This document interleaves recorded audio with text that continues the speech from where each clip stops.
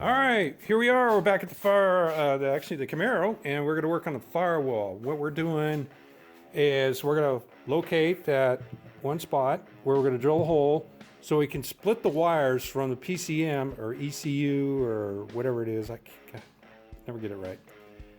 Split the wires going to the passenger side and the driver's side. So the hole's going to be around here somewhere.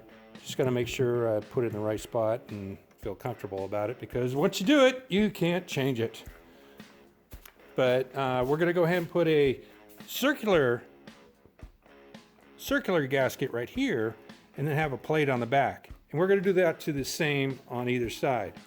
But like I said, we're going to have to pull the wires through right there, and then send them over, and then get that squared away. That's what I bought. What I went ahead and bought is a 2-inch disc. I think these are, I got them off Amazon. They were, I think they're for boats, to tell you the truth. But anyways, they come with pre-drilled holes. This would be the mounting plate. Obviously, I'm going to cut it so it fits. So it'll be like a sandwich firewall. And this is square, so I'm going to go ahead and use this. I'm going to sandwich the same thing and drill. So let's get started on that.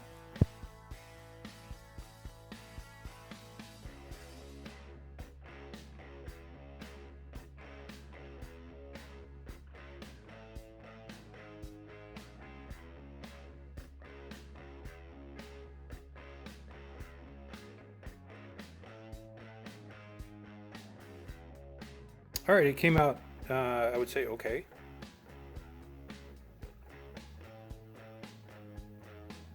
Pretty much the holes are going to be barely,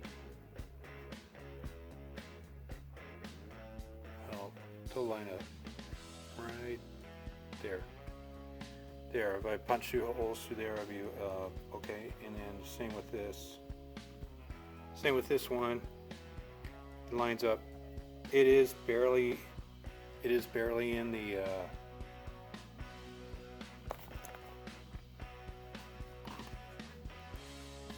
it is barely within the ring, but I think it'll work out.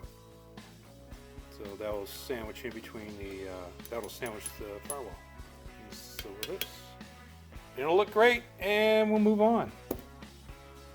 All right. The area I'm looking at, wow, that looks like brighter. The area I'm looking at for the 2-inch hole is right about there. Now you'll still be able to see it, but you know what? It'll be out of the way of the air conditioning unit, the vintage air, and everything will be able to come out and go in different directions. So I'm going to put it right around there, about 1.5 inches, maybe 2 inches away from this corner.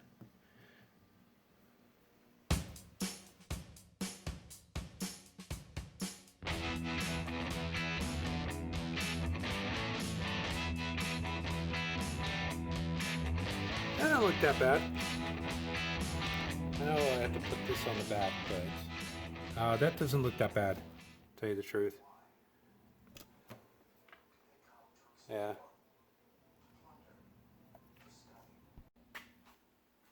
Okay, it's been a day later, and I had some time to think. You know, the hole doesn't look that bad. It could have been better. I got 2 good holes in there. This one's okay, and this one's barely on there. But I'm pretty sure it's going to work. It'll work out fine. It'll do the job. But as I said yesterday, yesterday, I was going to remove all the wires from this side, pull them through the other side, and then shoot them through. I started thinking about it, and I actually started doing it yesterday, and it just seems kind of pointless, because there's, I mean, look at this spaghetti. So the plan, I really don't want to do this, but I'm going to have to do it. The plan is remove all the wires back, take the PCM with all the wires and the fuse block not connected, so I got to unconnect the wires from the fuse block, the interior fuse block. Coming over to this table, I got to clear it off and throw the wires out, separate them, and do an initial tape, electrical tape, putting them in their sections and everything, and then start looming. I think I'm going to have to do that. I think it'll be better off in the long run. So I got a lot to do, and when I'm ready to pull the wires out, it means I got to clean this off and make sure I don't screw things up. I'll be back.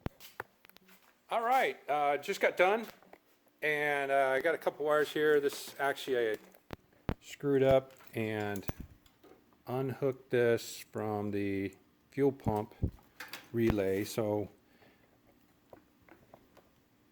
I got to redo that and put it in the relay. So I identified a shortcoming on my crimping abilities. Anyways, all the wires gone. All the wire harness has been pulled through this little hole, and it is under the dash. It is wire harness free. It looks nice, but once we get it all loomed up and taped up and, you know, organized, it's still going to look good.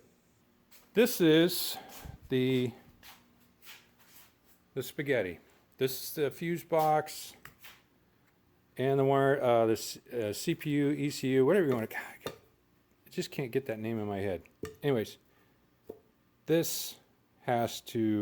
all this has to be straightened out. So I'm going to go ahead and do that, and I'm going to straighten it out based on where each section is coming out. So we got the hole over here and the hole over there. So it's just based on wherever the wires are going to. So my plan is to initially tape out all up with this. This is actually cloth tape I got on a line. It's like cloth electrical tape. I think it's electrical tape. I don't know. But I'm going to use that initially, and then in my footlocker over there, I got a bunch of loom. I'll start looming it, and then I can feed it through after I put the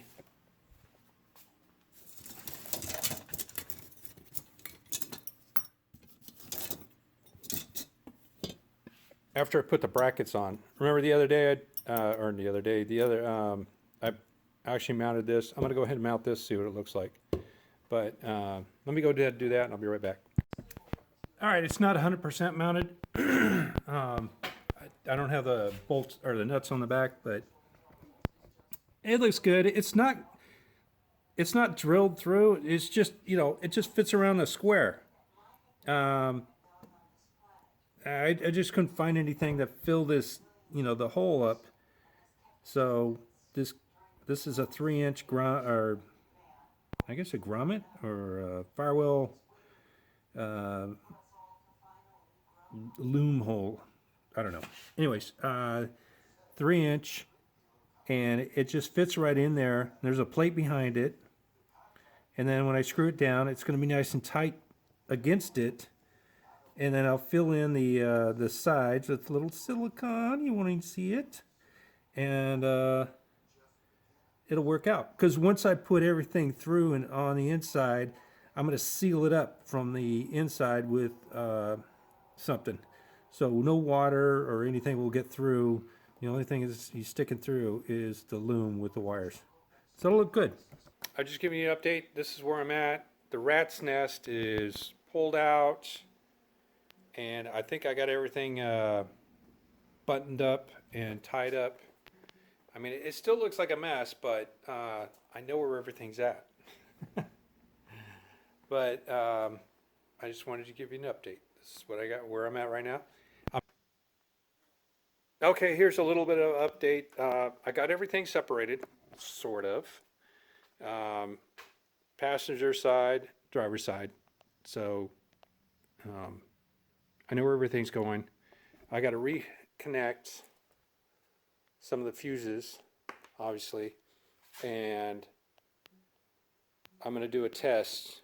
I'm going to put power to the fuse box and see if I'm going to make sure everything's getting power that needs to get power and there's, you know, I got a good connection in. Looking for continuity between the wires and all that. All right, be back in a moment.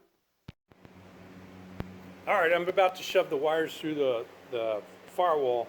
I just want to show you guys what I did before I put that spaghetti through there. Here's the 2-inch hole. It should pull back far enough to let everything through. Should. And I know that's not square, but it'll work. There's a plate behind it holding it in, and then after I get all the wires through there, I'm going to put that matte material, the soundproofing matte material, on the back of the plate as well. So it's not going to move. It's going to be fine, and it'll be watertight as well. Another update. I got 99% of the wires through there. I know I got probably a couple more wires to come through. They're all like. I know it doesn't look pretty. I'm going to say that. Yep. But I will have loom on this and stick it back through. This hole is like maxed out on wires.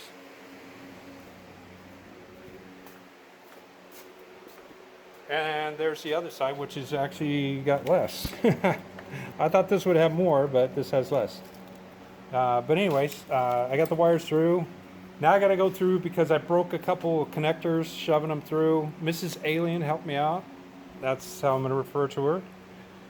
But I think it looks pretty good so far.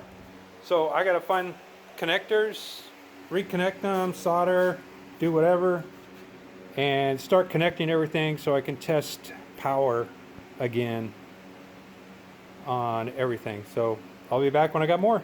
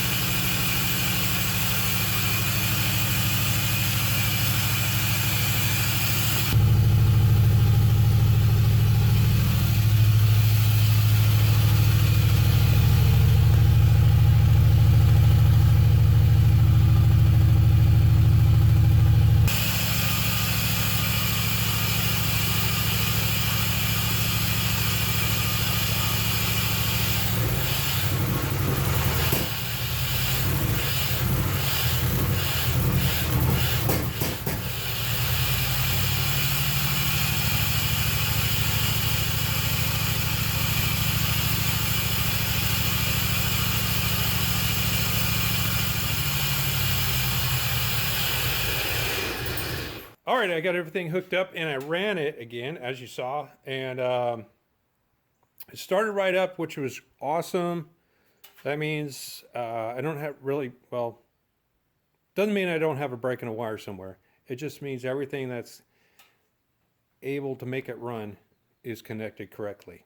As you saw, I did a little revving. I guess you didn't see, but I did a little revving of the engine, and it started to backfire. So I don't know what that is. But anyways, I just wanted to let you hear it again. And with the mufflers on there and the pipes and everything, I think it sounds good. I think it's going to sound really nice going down the road. But I really think it's idling way too high. But I think a tune, take it to somebody and get a good tune and go from there. But anyways, the next step is to connect that heap to the ignition. I will figure that out, and when I do, I will come back. So until then. Okay, another update. What I did is, again, this is spaghetti wiring. This is temporary. What I did is I hooked up fuse box to the I'm going to call it the firewall fuse box. The original 69 Camaro fuse box. Went in and hooked that up. I got power going to it, and I got the keyed. So this is keyed, and that is actually going to the fuse box. and then on the other side, I have hooked up to ignition 12 volt, hooked up to all the lines that require keyed 12 volt. So hopefully I hooked it up right. And I don't have the starter hooked up right now. What I'm looking for is to see if the fuel pump comes on and power to certain items come on. And that's all I'm looking for right now. Actually, really power to the fuse box. But let's go ahead and start and see what we get. Oh, one more thing. I couldn't help myself. I went ahead and put my alien mark on that one. It's the ECU. All right, for just historical accuracy, this is the first start of the 69 Camaro with the column and the original key. Hopefully, I get the fuel pump and power to the fuse in the engine fuse box. We'll see what happens. All right, I did not hear the fuel pump, so that didn't work.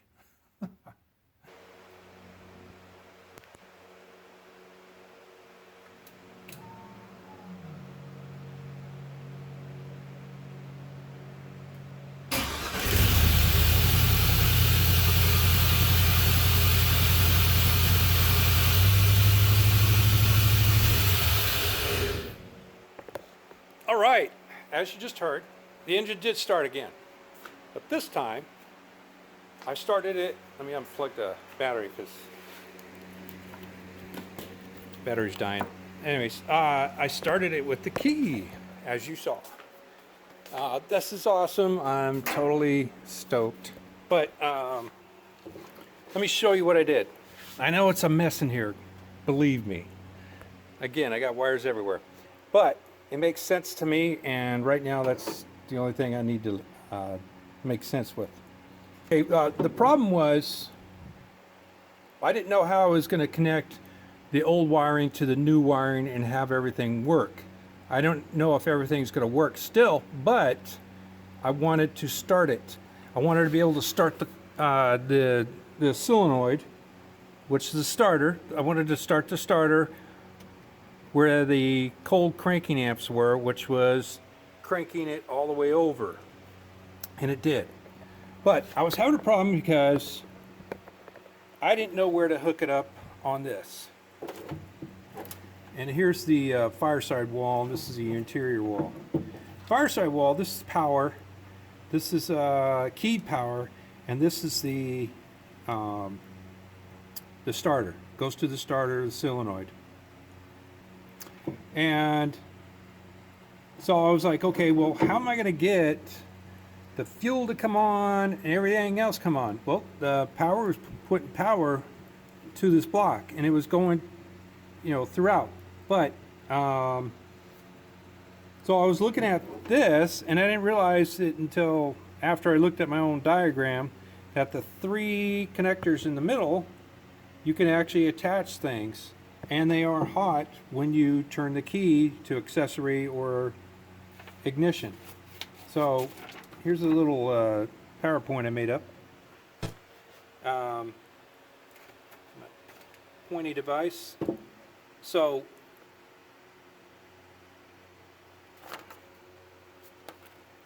this one is it's always hot. I don't know what to plug in there. I'm not sure yet, but this one I plugged in, and it turns on the accessories in the 2 clicks in. This is 2 clicks in, this turns on in 1 click. But the first one's your 12 volt terminal, the next one's your accessories, and the third one's the ignition. So that's the final click, pretty much. You want your accessories to turn on, like your fuel pump and everything like that, or not your fuel pump, but all your like lights, wipers, and everything, or that you might need, your radio, whatever. But ignition, you wanted your fuel pump to come on and everything. So what I'm going to do is that's how I'm going to run this. I'm going to have wires going to this, and it's going to run my fuel and everything. So this is the bridge that connects from old to new and new to old. So I don't know if you guys get it, but I do. But the one big problem I'm having with this is the car originally was a clutch. It had a clutch. It was manual. So I have an automatic now. So I couldn't figure out why after I hooked up the starter it wasn't getting any power. I was like, this has to be getting power for this to work. Well, I've traced it back, and what this is, I marked it, it says neutral safety switch on column. So this went to your neutral safety switch on the column, which I don't have, because when you start this car back in 1969, you pushed in the clutch, then you cranked it over. So when you pushed in the clutch, that gave power to the starter to start. That meant it's I guess a safety feature. So you wouldn't start the car and then it would be in gear or neutral. But so to bypass that, I just put a loop on there. So it's as soon as I crank it over, it starts and it works. So I'm going to leave it like that because I don't want to cut this off anyways. But anyways, here's the interior box. This is how it's if you don't know the schematic on this, this is what each one does, and the amps on the fuses.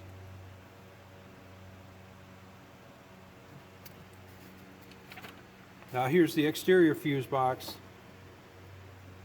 and what each of them do. Now the key thing is add to fuse box. It's just keyed accessories. So that's the only thing that's plugged in there. I haven't plugged in, I haven't done the wiper blades and all that. Oil I'm not going to use, but starter cylindoid, ignition hot, parking light. I'm going to get into all that later, but right now this is it. So that bridge has been crossed. I have to take all this and make it neat, but pretty much that's all I have for right now. And when you come back, all that's going to be nice and neat. All this is going to be loomed up and will be squared away. But go ahead and leave comments. Like I said, this is my first time doing it, so you know it works. But thanks for watching, and I'll see you next time on Alien.